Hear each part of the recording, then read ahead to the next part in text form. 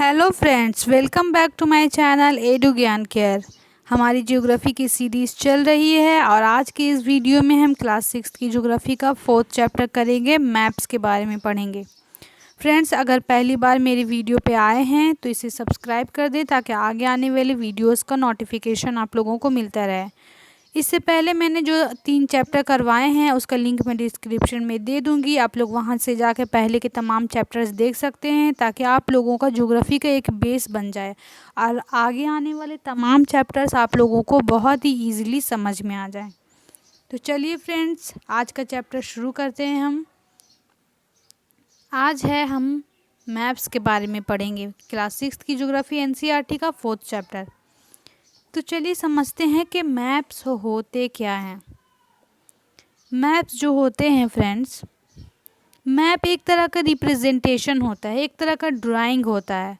किसका ड्राइंग होता है? ये हमारे अर्थ सरफेस, हमारी ज़मीन का, हमारे अर्थ सरफेस का एक ड्राइंग होता है, जिसको हम बहुत बड़े एक लैंड को हम लोग एक जब छोटे से पेपर पे किसी स्केल की मदद से दिखाते हैं तो उसे हम लोग कहते हैं मैप। मैप्स कितने तरह के होते हैं? मैप्स होते हैं 3 तरह के। मैप्स तो बहुत तरह के होते हैं फ्रेंड्स, लेकिन जो ख़ास मैप्स हैं वो हैं 3 तरह के। वो है फिज़िकल मैप्स, पॉलिटिकल मैप्स और थेमेटिकल मैप्स। तो चलिए इसे डिस्कस करते हैं। पहला है हमारा फिज़िकल मैप। फिज़िकल मैप किसे कहते हैं? फिज़िकल मैप्स वो मैप होते हैं जब हम किसी नेचुरल फीचर्स को, जिसे हम इंसानों ने नहीं बनाया, उसे कुदरत ने बनाया है, उसके बारे में जब हम स्टडी करते हैं, उसको जब हम लोग एक पेपर पे ड्रॉ करते हैं उस नेचुरल फीचर्स को, जैसे कि हो गया माउंटेन, प्लेटोज़, प्लेन, रिवर्स, ओशियन, ये सब को जब हम लोग पेपर पे शो करते हैं तो उसे कहा जाता है फिज़िकल मैप। फिर है हमारा पॉलिटिकल मैप। पॉलिटिकल मैप किसे कहा जाता है? वो मैप जो शो करते हैं सिटीज़ को, टाउन्स को, विलेज को, डिफरेंट कंट्रीज़, डिफरेंट स्टेट्स, अलग अलग हिस्सों को, जिसमें बाउंड्रीज़ हैं, विद देयर बाउंड्रीज़, उसे कहा जाता है पॉलिटिकल मैप। जैसे कि एक मुल्क है, एक कंट्री है, उसको बहुत सारी स्टेट्स में बांट दिया गया, तो स्टेट्स में बांट दिया गया तो ये तो कुदरती तौर पर नहीं है, ये इंसानों ने बनाया है। तमाम इलाकों का जो बाउंड्री बना दिया कि ये इलाका इतनी दूर तक, इसे ये कहेंगे, इस इलाके को ये कहेंगे, तो इसके लिए जो मैप तैयार होता है उसे कहा जाता है पॉलिटिकल मैप। नेक्स्ट है हमारा थीमेटिकल मैप। थीमेटिकल मैप क्या किसे कहा जाता है? ये किसी स्पेसिफिक इन्फॉर्मेशन को देने के लिए, कोई ख़ास मकसद के लिए, ये हर इंसान अलग अलग अपने हिसाब से इसे बना सकता है। कोई भी उसका एक थीम होना चाहिए। थीमेटिकल में जो आया है थीम से आया है, थीम होना चाहिए, यानी कि उसमें जैसे कि हो सकता है एग्जांपल के तौर पर रेनफॉल हम लोग किसी मैप में दिखा सकते हैं, किसी मैप में इंडस्ट्रीज़ दिखा सकते हैं, किसी मैप में सिर्फ फॉरेस्ट के बारे में दिखा सकते हैं, किसी में पॉपुलेशन के बारे में दिखा सकते हैं। अलग अलग चीज़, अलग अलग स्पेसिफिक इन्फॉर्मेशन जब देने के लिए हम लोग मैप्स बनाते हैं तो उसे हम लोग कहते हैं थीमेटिकल मैप। देखिए, मैंने पहले भी आप लोगों को बताया कि मैप में यहाँ पे आप लोग देखेंगे कि स्केल की मदद से ही हम लोग फ्लैट सरफेस पे, यानी कि एक पेपर पे अर्थ के बहुत बड़े हिस्से को एक छोटे हिस्से में लाकर दिखाते हैं, वो हुआ मैप।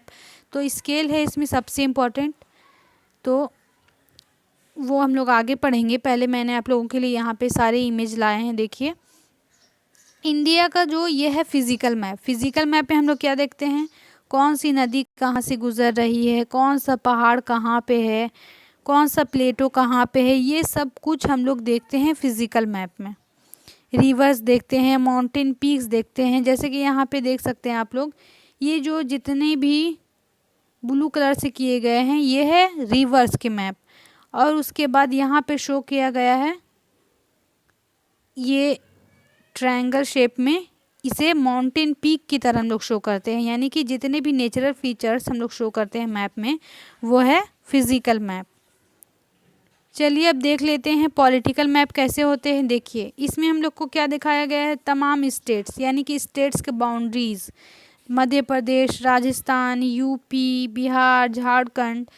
तो ये जब हम लोग किसी एरिया को दिखाते हैं, किसी बाउंड्री को शो करते हैं, किसी मुल्क के अलग अलग स्टेट्स को शो करते हैं, तो उसे कहा जाता है पॉलिटिकल मैप।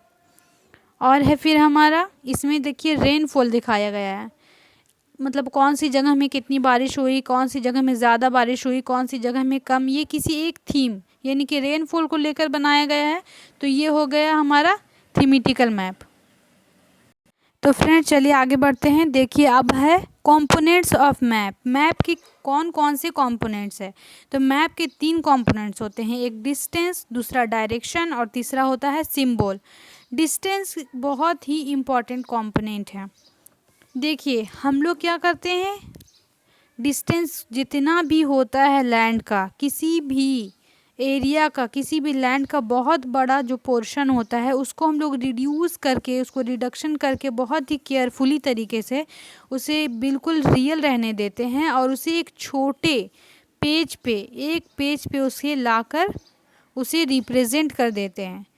तो वो है डिस्टेंस। डिस्टेंस हम लोगों को किसी भी डिस्टेंस को नापने के लिए जिस चीज़ का इस्तेमाल हम लोग करते हैं और जिसकी मदद से हम लोग बड़े बड़े लैंड एरियाज़ को छोटे से पेपर में उतार देते हैं, वो है स्केल की मदद से। ये स्केल ही सबसे इम्पॉर्टेंट पार्ट है, इसको बिल्कुल ध्यान से आप लोग समझेंगे। देखिए स्केल क्या होता है, स्केल क्या होता है, स्केल एक रेशियो है। किसके बीच का रेशियो है, ये एक्चुअल डिस्टेंस जो ग्राउंड का होता है और जिस डिस्टेंस को हम लोगों ने पेपर पे शो किया है या जिस डिस्टेंस को हम लोगों ने मैप में शो किया है, उस मैप का डिस्टेंस और जो ग्राउंड का डिस्टेंस है उसका जो रेशियो होता है उसे कहते हैं हम लोग स्केल। जैसे कि अगर मान लीजिए आपका स्कूल आपके घर से 10 किलोमीटर दूर है, तो 10 किलोमीटर तो पेपर तो उतना बड़ा नहीं कि आप लोग 10 किलोमीटर दिखाइएगा।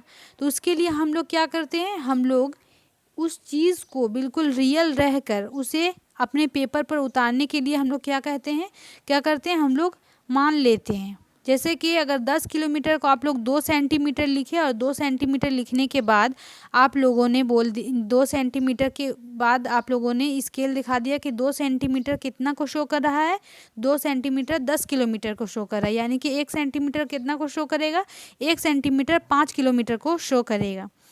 तो जो स्केल होता है उसमें हम लोग 1 सेंटीमीटर में अगर 5 किलोमीटर मान रहे हैं, इस तरह से अगर हम लोग और भी बड़े बड़े लेवल पर जाएं तो हम लोग इसे दूसरे नंबर्स में भी मान सकते हैं।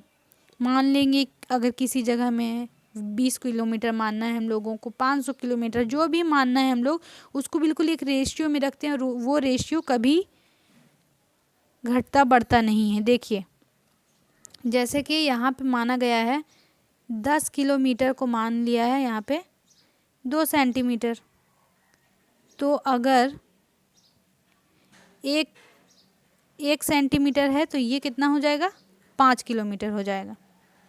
ठीक है, चलिए अब आगे बढ़ते हैं।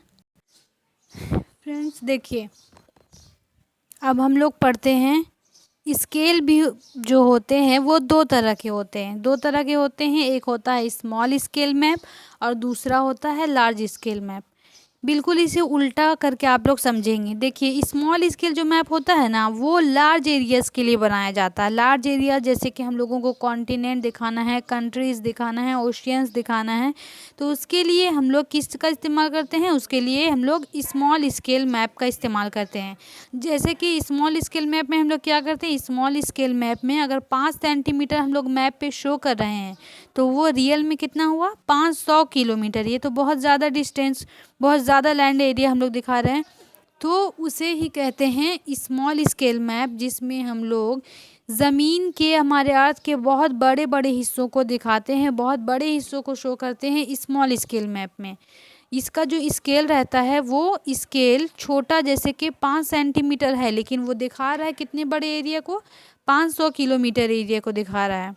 और लार्ज स्केल मैप क्या होता है, जब हम लोग एक स्मॉल एरिया का मैप बनाते हैं, जैसे हम लोग टाउन का मैप बना दिए, किसी अपने ही शहर का, विलेज का मैप बना दिए, तो उसके लिए हम लोग लार्ज स्केल मैप का इस्तेमाल करते हैं। और लार्ज स्केल मैप में क्या करते हैं, हम लोग उस पूरे विलेज को, उस पूरे टाउन को दिखाते हैं। जैसे 5 सेंटीमीटर को हम लोग सिर्फ 500 मीटर, ये तो बहुत कम ही डिस्टेंस हुआ, तो इस चीज़ को हम लोग दिखाते हैं इस लार्ज स्केल मैप के ज़रिए और स्मॉल स्केल मैप के ज़रिए।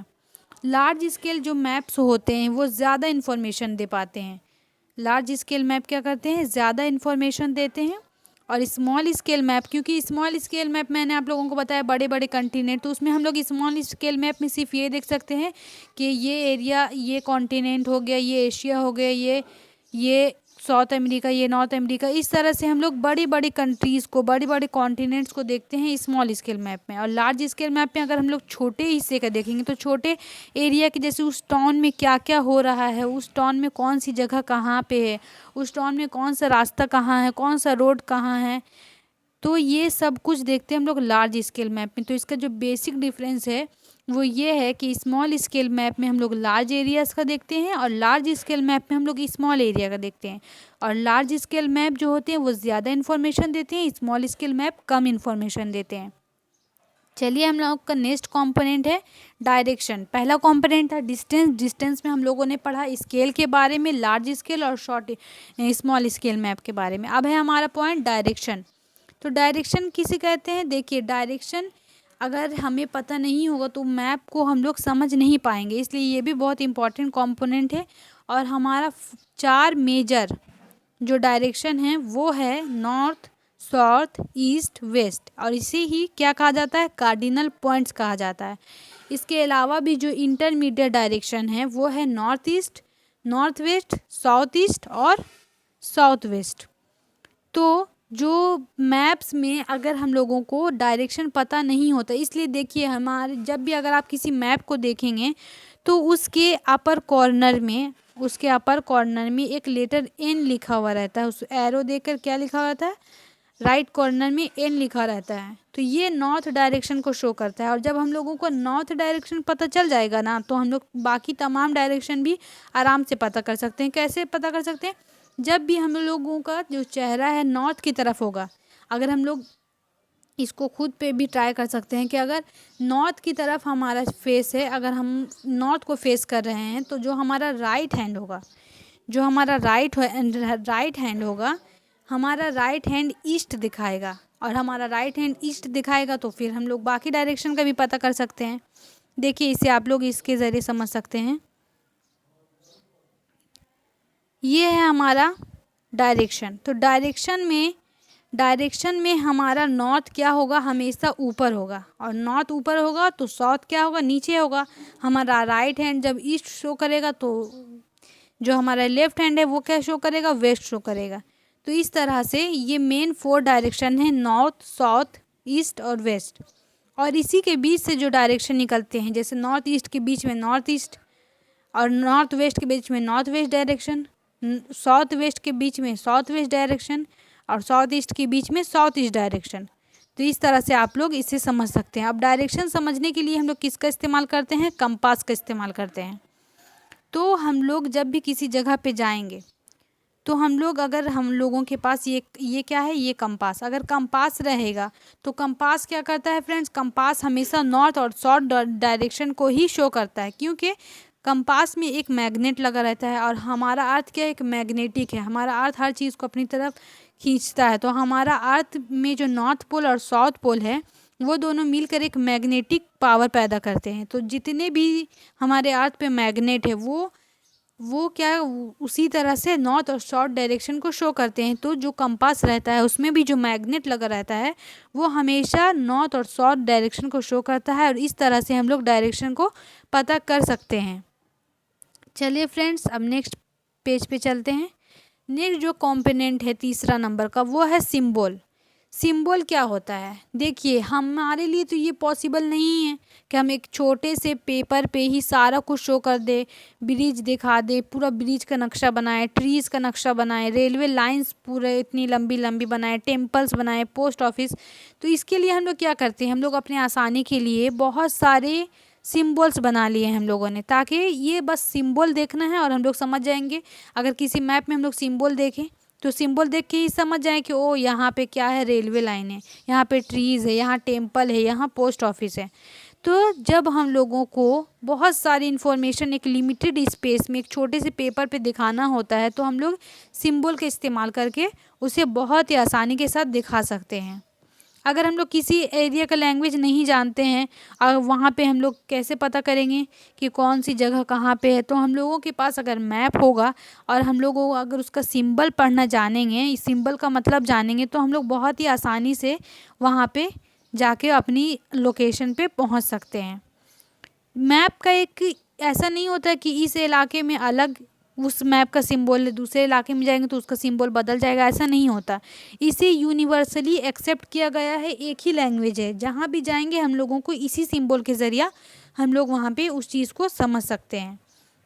इसके लिए एक इंटरनेशनल एग्रीमेंट है, जिसका यूनिवर्सल लैंग्वेज है, इसे ही कहा जाता है कन्वेंशनल सिंबल्स। मैंने इसे पूरे वर्ल्ड में एक्सेप्ट किया गया है। देखिए इसे यहाँ पे आप लोग समझ सकते हैं, ये है कन्वेंशनल सिंबल्स। जैसे रोड्स के लिए 2 लाइंस ड्रॉ की गई हैं। रिवर्स वेल के लिए ब्लू कलर से ड्रॉ किया गया है। टेम्पल चर्च को इस तरह से देखिए, तमाम सिंबल्स आप लोग बिल्कुल देख सकते हैं। पोस्ट ऑफिस के लिए PO लिख दिया गया है। यहाँ पे चर्च के लिए ये प्लस का निशान है। कोई मस्जिद है तो उसका एक इस तरह से, ये सारे सिंबल्स है। इसे आप लोग अगर देखेंगे तो आप लोगों को समझ में आ जाएगा कि कौन सा रोड कहाँ पे है। इसलिए सिंबल बहुत ही इम्पोर्टेंट एलिमेंट है हमारे मैप्स के लिए। ये देखिए किसी एरिया का दिखाया गया है आप लोगों के बुक में। जैसे यहाँ पे जा रहा है, यहाँ पे रोड है, या ग्रीन ग्रीन दिखा रहा है, यहाँ पे पेड़ पौधे हैं, यहाँ पे एक मंदिर है, यहाँ पे रोड रिवर है तो उसमें ब्लू कलर से दिखाया गया। इस तरह से एक मैप में तमाम चीज़ों को दिखाया जाता है, उसको उसमें एडजस्ट किया जाता है। ठीक है फ्रेंड्स, अब चलिए नेक्स्ट पेज पे हम लोग पढ़ते हैं स्केच। स्केच क्या होता है?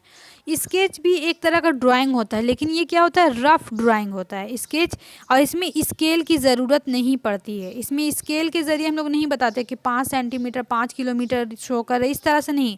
जैसे कि नॉर्मली अगर हम लोगों को किसी के घर के, आपको आपके फ्रेंड के घर जाना है तो आप लोगों को पता नहीं है कि उसका घर कहाँ पे, तो आप उससे पूछेंगे तो वो नॉर्मली आप लोगों को बता देगा कि यहाँ पे आना, यहाँ से आने के बाद लेफ़्ट मुड़ जाना, राइट मुड़ जाना, यहाँ पे तुमको ये दुकान मिलेगा तो तुम यहाँ से इस तरफ मुड़ जाना। तो ये एक रफ़ ड्राइंग है। रफ़ ड्राइंग जो होता है फ्रेंड्स, किसी भी जगह का जब रफ़ ड्राइंग आप लोगों को बताया जाता है तो उसे स्केच कहा जाता है। और इसमें और मैप में क्या बेसिक डिफरेंस है कि इसमें स्केच में हम लोगों को स्केल की ज़रूरत नहीं पड़ती है। ठीक है, इसमें स्केल की ज़रूरत नहीं पड़ती, और हमारे मैप्स में क्या होता है, हमें स्केल की ज़रूरत पड़ती है। ठीक है, अब चलते हैं नेक्स्ट पेज पे। नेक्स्ट है हमारा प्लान। प्लान किसे कहते हैं? देखिए प्लान क्या होता है, हम लोग पूरे एरिया का, जब हम लोग लार्ज स्केल मैप में हम लोग किसी मान लीजिए टाउन का दिखाएं, तो टाउन्स में तो हम लोग दिखा दिए कि इस टाउन में यहाँ पे ये है, ये लोकेलिटी ये है। लेकिन हम लोग हर घर का या किसी भी घर का लेंथ, किसी भी घर का ब्रेथ, ये सब तो हम लोग नहीं दिखाते हैं उस मैप में, ये उस मैप में, लार्ज स्केल मैप में। तो जब हम लोग छोटे, बिल्कुल छोटे पैमाने पर जब हम लोग देखते हैं, छोटे मतलब मान लीजिए छोटे, हम लोगों को एक लोकेलिटी में किसी घर का लेंथ, किसी घर का लंबाई चौड़ाई दिखाना है, या किसी रूम का, जब हम लोग घर बनवाते हैं अपना, तो घर बनवाने के वक्त हम लोग क्या करते हैं, इंजीनियर्स को बुलाते हैं, वो बताते हैं कि यहाँ से आप लोगों का ये रूम निकलेगा, यहाँ से आप लोगों का गैलरी निकलेगा, यहाँ पे आप लोगों का बालकनी होगा। तो ये सब जो हम लोग बनाते हैं, इसे क्या कहते हैं, ये भी स्केल की मदद से बनाया जाता है। इसे भी बिल्कुल नाप कर बनाया जाता है। लेकिन इसे हम लोग क्या करते हैं, हम लोग मैप में तो शो नहीं करते अपने घर को, हमारे घर में इतना लंबा रूम है, इतना चौड़ा बालकनी है, ये सब तो हम लोग नहीं शो करते हैं। तो उसके लिए जो बनाया जाता है उसे प्लान कहते हैं। ठीक है, आई होप आप लोगों को ये सारे डिफरेंस समझ में आ गए होंगे। फ्रेंड्स, अगर आप लोग चाहें तो ये तमाम पॉइंट्स जो मैंने आप लोगों को पढ़ाए उसकी स्क्रीनशॉट ले सकते हैं। एक मिनट, आप लोग अगर चाहें तो इसका धीरे धीरे एक एक स्क्रीनशॉट लेते जाएं। और ये तमाम पॉइंट्स बहुत ही इम्पॉर्टेंट है फ्रेंड्स, इसलिए आप लोग इसे बिल्कुल ध्यान से पढ़ें। और पिछले तमाम वीडियोस अगर आप लोग देखेंगे तो ये सारा कुछ आप लोगों को और भी ईज़िली समझ में आ जाएगा, क्योंकि इससे पहले मैंने आप लोगों को ग्लोब, लैटीट्यूड, लॉन्गिट्यूड, ये सारा कुछ आप लोगों को बता दिया है। आप लोग जाकर डिस्क्रिप्शन में उसका लिंक देख सकते हैं, और उसके बाद आप लोगों का ज्योग्राफी का एक बेस बन जाएगा, जिसकी मदद से आप लोग बिल्कुल भी कोई भी चैप्टर आगे आने वाले आराम से समझ सकते हैं फ्रेंड्स। तो फ्रेंड्स, आज के वीडियो में बस इतना ही। अगर आप लोगों को मेरे वीडियो अच्छा लगा तो इसे लाइक, शेयर और सब्सक्राइब ज़रूर करें और बेल आइकन दबाना बिल्कुल ना भूलें, ताकि आगे आने वाली वीडियोस का नोटिफिकेशन आप लोगों को मिलता रहे। Thank you friends.